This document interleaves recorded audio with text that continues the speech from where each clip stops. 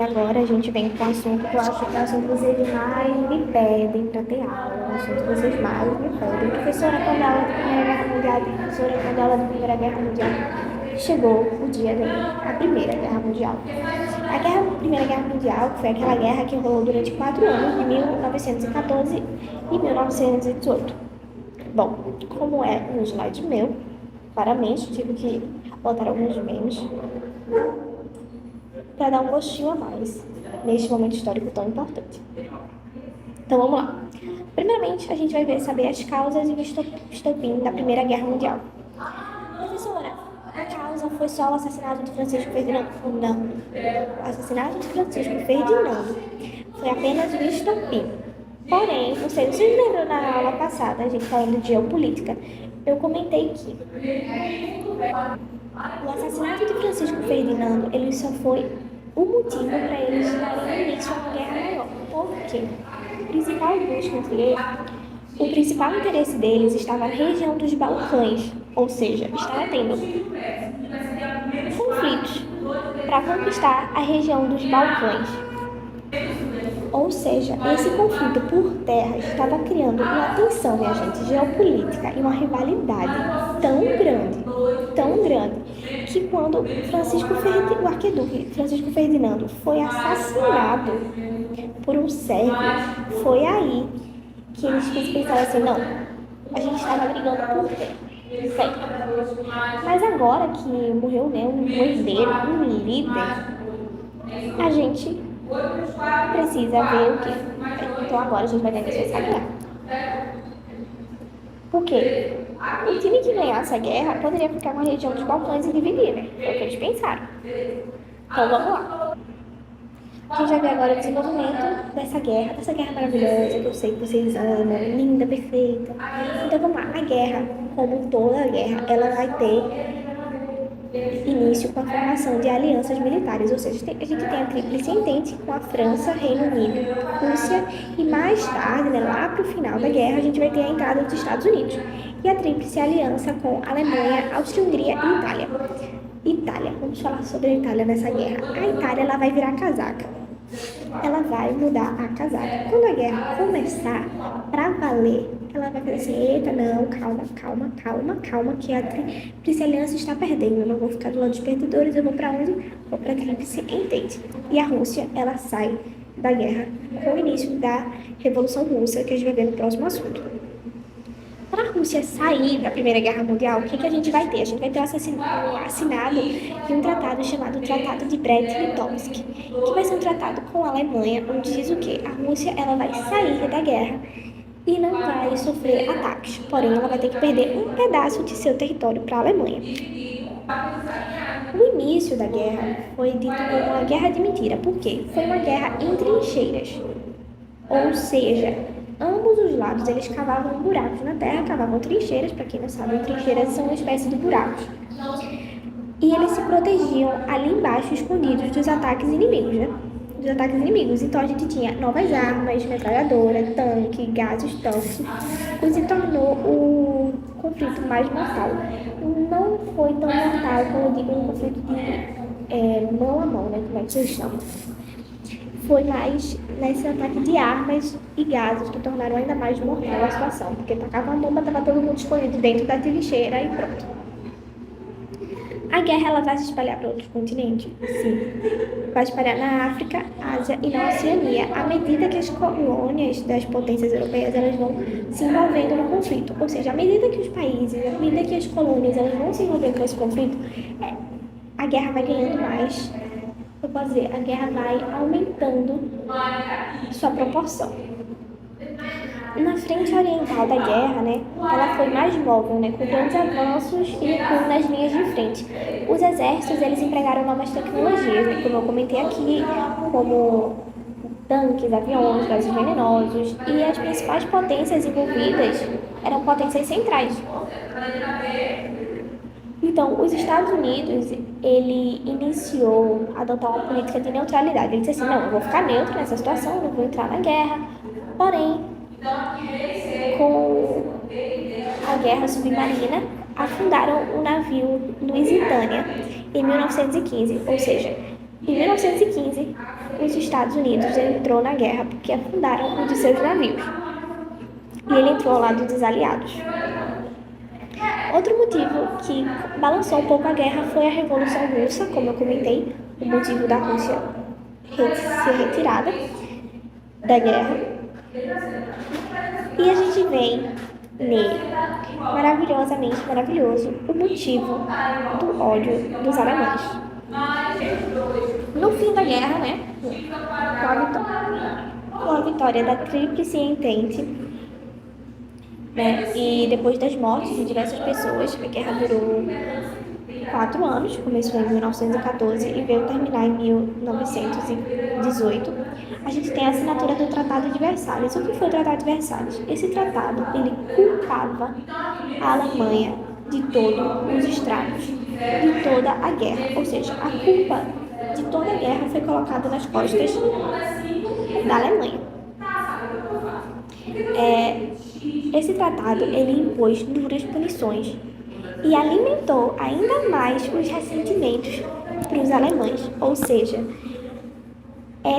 esse tratado, podemos dizer que foi um tratado, na verdade, podemos dizer que foi esse tratado, este bendito tratado, que motivou os acontecimentos da Segunda Guerra Mundial. Até porque os alemães eles ficaram ressentidos por serem os únicos e exclusivamente culpados pela Primeira Guerra Mundial. Esse tratado ele disse que os alemães eles tinham que ter um limite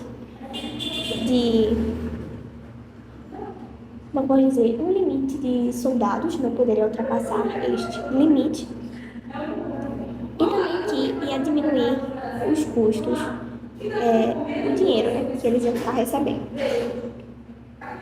Aí, né, gente, eu coloquei esse meme aqui, que foi praticamente, né, o que rolou. A gente sabe que vai rolar, né, o Império Alemão após o fim da Primeira Guerra Mundial.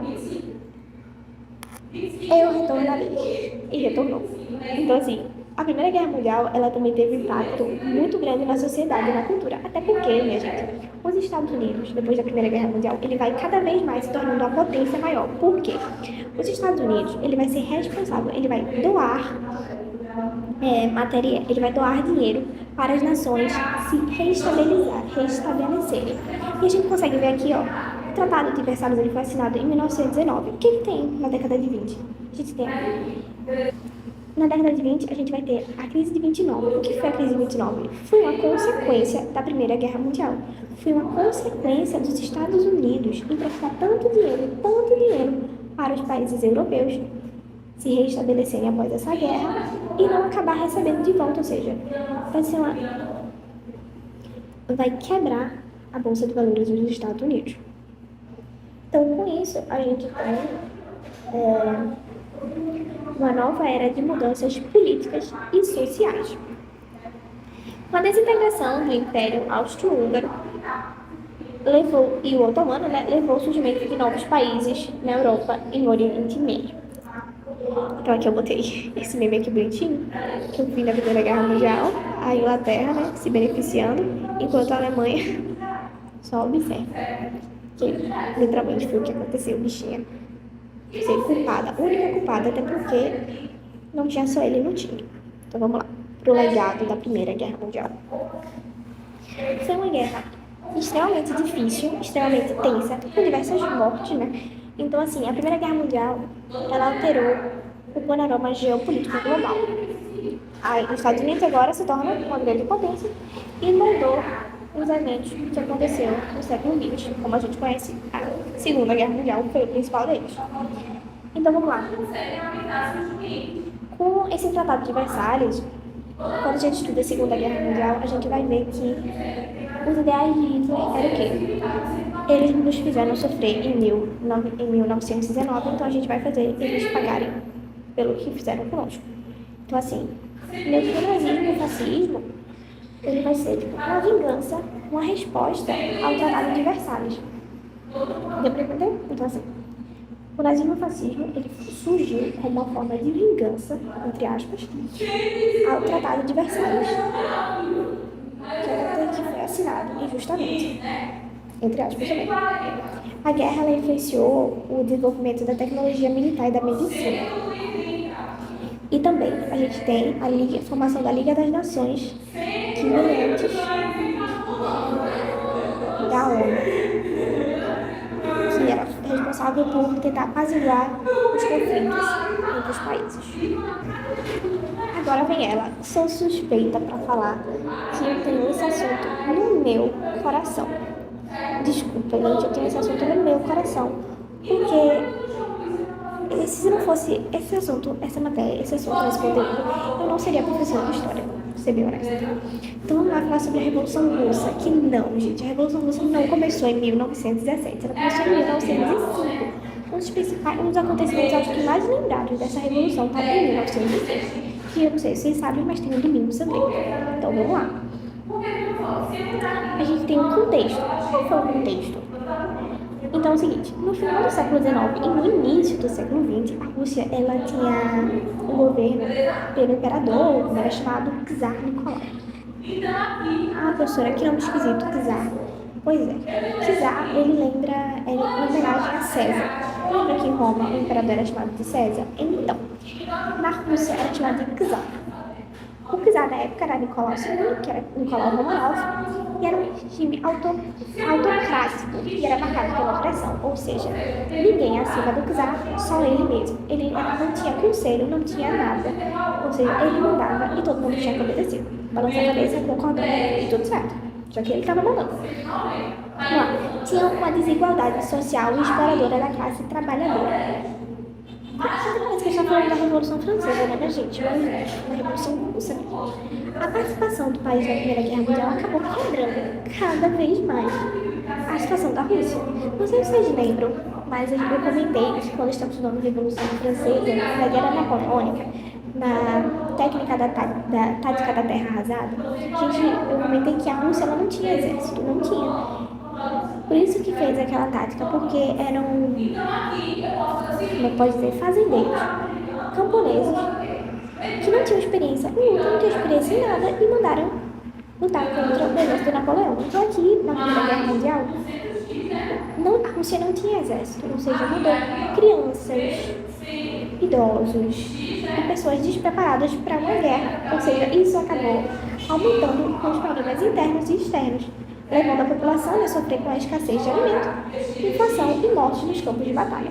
Claro, sem preparo, não tem como enviar esse povo para uma guerra, né? Então vamos lá. A primeira revolução, que foi a Revolução de 1905. Estou fingindo que eu não estou vendo os memes, para não me distrair. Mas eu amei esses memes. Então vamos lá. A primeira revolução, que foi a Revolução de 1905, foi uma revolução...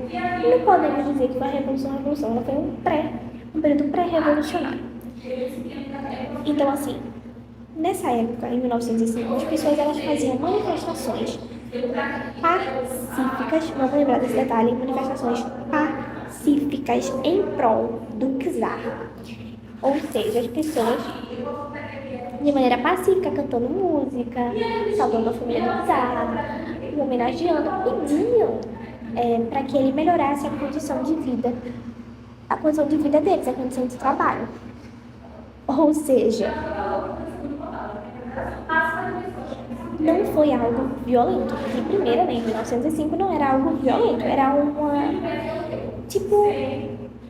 um pedido de ajuda de maneira extremamente pacífica, né? Liderada por trabalhadores e camponeses insatisfeitos. O que foi o Domingo Sangrento? Como pode ver aqui nesse meme, né? O Domingo Sangrento foi um dia em que as pessoas tiraram para caminhar em direção ao Palácio de Alexandria, do czar Nicolau e da sua família, cantando canções em prol do czar, a favor dele, e pedindo ajuda, pedindo que ele desse uma melhorada na situação deles, olhasse por eles. Porém, foram recebidos com extrema violência e mortes. O exército do czar recebeu essas pessoas que estavam cantando músicas a favor dele com tiros. E isso ficou marcado, né, como o Domingo Sangrento. Foi um dos acontecimentos mais violentos dessa revolução. Esse acontecimento, ele enfraqueceu o regime e fortaleceu o movimento revolucionário, que vai ser dividido em dois. Como sempre, todo movimento revolucionário que a gente viu até agora ele foi dividido em dois dias. A gente vai ver já já. Vamos lá. Na Revolução Russa, a gente tem dois times, que são os bolcheviques e os mencheviques. Bolcheviques. Quem são os bolcheviques? E por que bolcheviques? Bolcheviques são os soviéticos, que os bolcheviques. Eles vão ser os soviéticos, os futuros soviéticos, e os mencheviques são o exército, como eram chamados também na época, o exército branco. Mencheviques é chamado em russo é conhecido como minoria e bolchevique é a maioria, ou seja, a minoria que apoiava o czar era chamada de mencheviques e a maioria que apoiava os sovietes urais era chamado de bolcheviques, porque na época eles eram chamados de sovietes urais. Aí a gente tem em fevereiro de 1917 a pressão popular, né, que alcançou um ponto crítico, que foi muitos protestos, lá em São Petersburgo, que futuramente seria chamada de Leningrado e, por consequência, Stalingrado. Esses protestos forçavam o czar a abdicar o trono e estabelecia um governo provisório liderado por políticos moderados. O czar abdicou de primeira? Não, ele resolveu criar a nova, deixa eu anotar aqui para vocês verem, a nova Duma. Duna. O que é Duna, professora? É tipo um conselho. O czar, ele não governava com o conselho, ou seja, era tudo a decisão era só dele e de ninguém mais. E com a Duna, ele cria um conselho. O conselho chama alguns camponeses para ver se ele consegue ainda mais o apoio. Consegue ainda mais não, consegue o apoio dessas pessoas para continuar no governo. Mas a gente sabe que não dá certo e ele vai quebrar essa Duna, o que piora a situação dele e cresce ainda mais o ódio dos revolucionários. Bom, a gente ainda, no ano de 1917, a gente ainda não tem muita presença de Stalin. Não tem muita presença de Stalin, né? Stalin ele só vai entrar lá no finalzinho, que é uma grande suspeita que ele tenha matado Ele tenha matado aqui, ó. Ele tenha matado Lenin Trotsky e pode até ter tentado matar Lenin. Porém, não se sabe ainda. Então, vamos lá. Em outubro, né, de 1917, a gente tem, liderados pelo Partido Bolchevique, com Lenin e Trotsky, os trabalhadores, eles vão em direção ao palácio que já estavam com sua família e invadem, os prendendo naquele momento. E com isso, eles tomam o poder em Petrogrado, na ação conhecida como a Revolução de Outubro. A gente tem a Revolução de Fevereiro, que é essa daqui, e tem a Revolução de Outubro, que foi a mais drástica que aconteceu, a mais dura que aconteceu, né? Porque eles pegaram a família do czar, tiraram ele do trono à força. Claro, o Lenin ele vinha avisando a Nicolau que pedindo de maneira pacífica ao czar para que ele saísse do trono, sendo que como não foi feito, tiveram que fazer isso de uma maneira mais opressora. Aí a gente vai ver como é que vai se consolidar o poder soviético. Depois da Revolução de Outubro, os bolcheviques eles formaram um governo revolucionário, muito revolucionário. As medidas que eles fizeram foram tão radicais que eles fizeram até uma nova economia, que foi o MIP, que foi a nova política econômica. Ou seja, após a Guerra Civil, né, a Rússia estava nas mãos de Lenin, e Lenin criou o MIP, né, uma política econômica. Ela permitiu uma certa liberdade na economia da Rússia, permitindo a existência de pequenos negócios privados.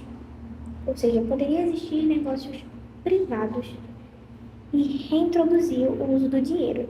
Ou seja, antigamente não tinha uso do dinheiro, passou a ser reutilizado. Porém, isso gerou uma série de debates ideológicos entre os membros do Partido Soviético. E aqui, né, como eu comentei, a gente tem a assinatura do Tratado de Brest-Litovsk com a Alemanha, que fez com que a Rússia saísse da Primeira Guerra Mundial. A Primeira Guerra Mundial foi um dos grandes motivos para o fim, né, da dinastia Romanov, para o acontecimento dessa revolução, até porque foram tantas mortes, que foi difícil até de levar a situação adiante. Então vamos lá. O poder tomado pelos bolcheviques gerou a resistência interna, que foi o exército dos brancos, que foi opositores à Revolução, e depois do fim da Primeira Guerra Mundial, a Inglaterra e outros países, né, da Tríplice, se uniram para tentar apaziguar a situação que estava acontecendo lá na Rússia. Eles enfrentaram os vermelhos, que a gente sabe quem são, obviamente, que são os bolcheviques, porém, o Exército Vermelho ganhou e se tornou a grande potência, que se tornou que foi se tornou a grande potência, né? A URSS, União das Repúblicas Socialistas Soviéticas. Agora vamos falar um pouco sobre o impacto global dessa revolução, que acho que é um que a gente mais vai ver, principalmente futuramente, né? Que a gente tem um impacto extremamente duradouro na política mundial. Porque a gente tem a criação aqui da URSS, que foi uma grande superpotência que ocasionou a Guerra Fria, participou ativamente da Segunda Guerra Mundial e competiu com os Estados Unidos pela influência global. E a gente sabe que até hoje a Rússia compete com os Estados Unidos frente a frente. Então vamos lá. A Revolução Russa ela foi um momento de transformação. Ela mudou a história do país, não só do país, como também no mundo. Ou seja, teve muitas mudanças na Rússia e implicações na história do século XX. Além de moldar o destino da União Soviética, porque todo mundo pensou que a União Soviética ia ser só um movimento revolucionário, porém a gente sabe como deixou um legado muito grande e complexo até os dias de hoje. Então, nosso pré-aula é esse. Eu espero de coração que vocês tenham gostado desse pequeno resumo da nossa aula. E quarta-feira a gente se vê. Beijinhos!